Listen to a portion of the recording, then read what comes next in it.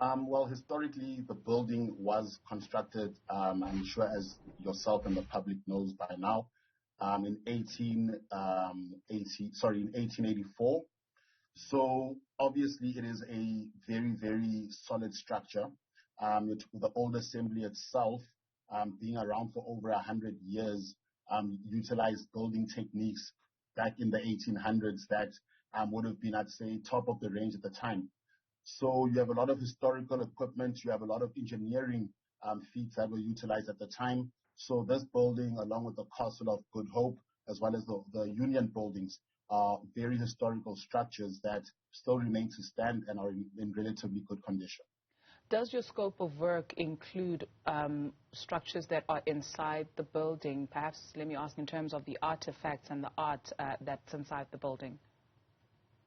Yeah, so the South African Heritage Resource Agency has jurisdiction and a mandate to protect and conserve heritage objects of significance.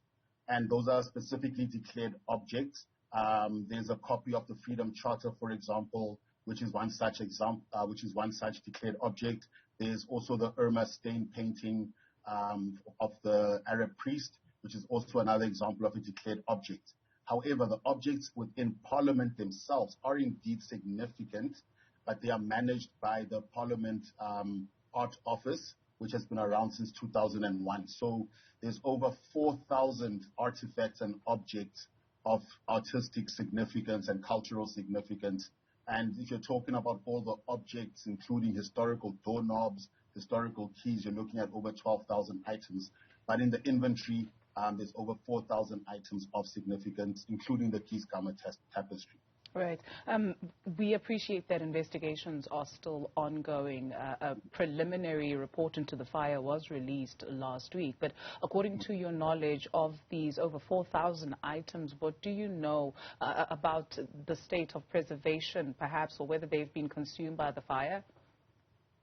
Well, again, I must commend, firstly, the Cape Town firefighters for containing the fire at that point, as well as all the first responders. So the worst case scenario was avoided. And in terms of the artifacts and the objects of significance, again, the Parliamentary's Artworks Office has stored those items in the basement, so they have been spared from the fire. And also, instead of using water sprinklers inside that basement in order to contain fires, they actually use gas. So all the paintings and all those items that are vulnerable to water damage have also not sustained any damage. So at this point, again, the worst case scenario has been avoided, but we must still do an assessment of the paintings that were within the old assembly. At this point, no reports of damage, but most of the damage was done to the staircase and the ceiling. So the paintings at this point, no reports. So the worst case scenario avoided. It is positive news for the country. Absolutely, very reassuring. Thank you very much for that update. When we talk about the significance of this building itself, it was where the Wind of Change speech was made by the then British Prime Minister Harold Macmillan, saying that the wind of change is blowing through this continent. Whether we like it or not, this growth of national consciousness is a political act. It was where Thabo Mbeki also made the I Am an African speech. So when we talk about the restoration project, just what are we looking at? Because when we talk about that, we're talking about intangible heritage. And that is the immaterial significance, you know, the events that took place, the Winds of Change speech, the election of Nelson Mandela as the first African president of South Africa.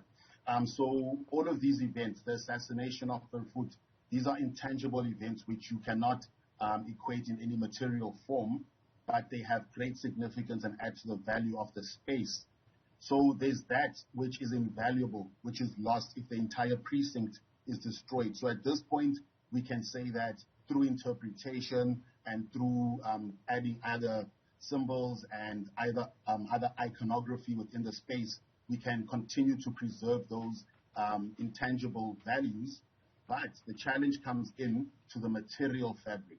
You're talking about a building from the 1800s. So the materials that were used, how would you then begin to import them if they were most likely imported from Europe at the time?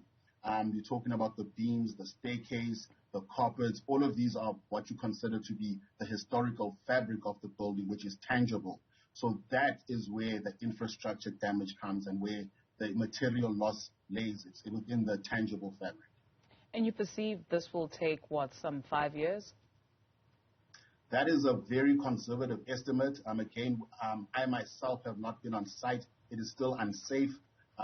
So if you imagine that just getting it to a point where the engineers and the architects and the heritage professionals can go on site to begin doing assessments, that is going to take some time.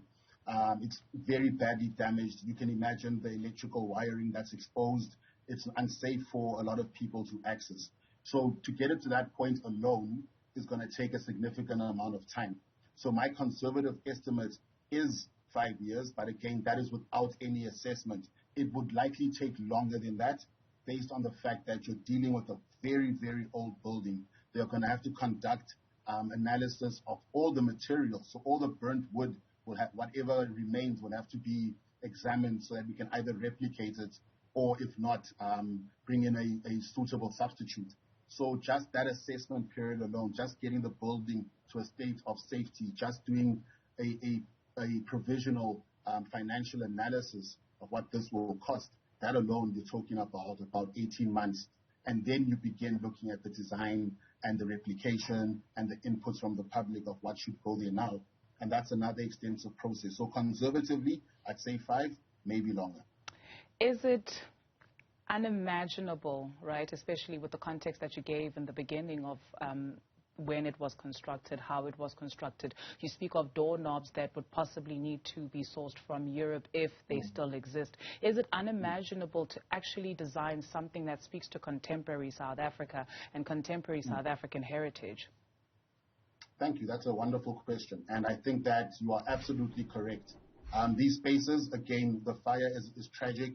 If it was a result of human actions, I think it's a huge loss that to all South Africans.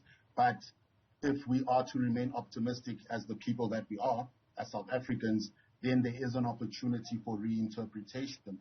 There is an opportunity to either bring in a mosaic to the ceiling that speaks to contemporary South African values, which is democracy and constitutionalism. There's an opportunity to bring in maybe something that symbolizes Ubuntu, which is an African value. So there are all these opportunities. It is a very early stage, but that will definitely have to be taken into account, given the fact, as we both stated now, that these items may not be replicated. All of this will draw to a nil if, like the report, at least the preliminary report has indicated that sprinklers don't work. Things haven't been serviced since 2017. Look, what I would say, and again, I'm speaking about this from a public service perspective and as someone who works in Parliament in terms of development management. The Department of Public Works was, in fact, in the process of upgrading security at Parliament. They had already began upgrading the access points, installing additional cameras. There was discussion and a permit issued for them to also increase the perimeter fencing, and this was being done. So it's just unfortunate that this took place while they were in the process of making those upgrades. But I can state, as a matter of fact, that they had begun the work and they were implementing these upgrades. But at the same time, in terms of the maintenance plan that Parliament would have, it's not a matter of going about maintaining systems every week or every month. There's a conservation management plan which makes recommendations. And this fire, unfortunately, took place before these recommendations were fully implemented. For little Oratile, who's growing up and doesn't have an idea of what's inside, these spaces, you speak of some 4,000 items which are of historical significance. How do we then foster a sense of ownership, right? First, to know what it is that we have and on the aspect of heritage in this country and how to protect it, because then we know that it's ours, right? So it belongs to us. Thank you so much. That's another wonderful question. The main thing I would say is that, again, this is a disaster and a tragedy, but it's now presented the opportunity for South Africans to learn about the heritage management that takes place in this country. The first thing I'd suggest is that people go to www.sahra, that's SAHRA.org.za. There they will find the South African Heritage Inventory Management System, which has a catalog of all the items of significance in the country, including all the spaces. And in terms of Parliament, as I stated earlier, they do have an inventory of all of those resources. And again, we are doing this for future generations. We're doing it for future Oratile, who must also take ownership of these resources. So my first point of entry for anyone would be to go to the website I mentioned, sahra.org.za, and to go and look at the resources within the country, go and look at our national inventory of objects that are specifically declared and significant. And from that point onwards, I think the further you delve, the further you'll see that these items and these spaces have been catalogued.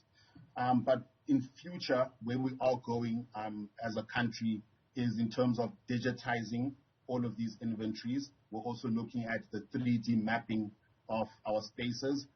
There was a Zanenza project, did a 3D sculpture with 3D map of Robben Island, which is a full digital map of the entire island, and you can access the prison of Mandela digitally through 3D technology. So that is the future, and that's how we're going to interact with the future generation in terms of heritage management. But Oratile and anyone who is not Oratile, our people who are here right now, can go to sahra.org. 100%. Thank you very much for those fascinating details. It's good to know that some of the historical items have been kept safe and weren't impacted by the fire. SAHRA Built Environment Manager Ben Mwasinga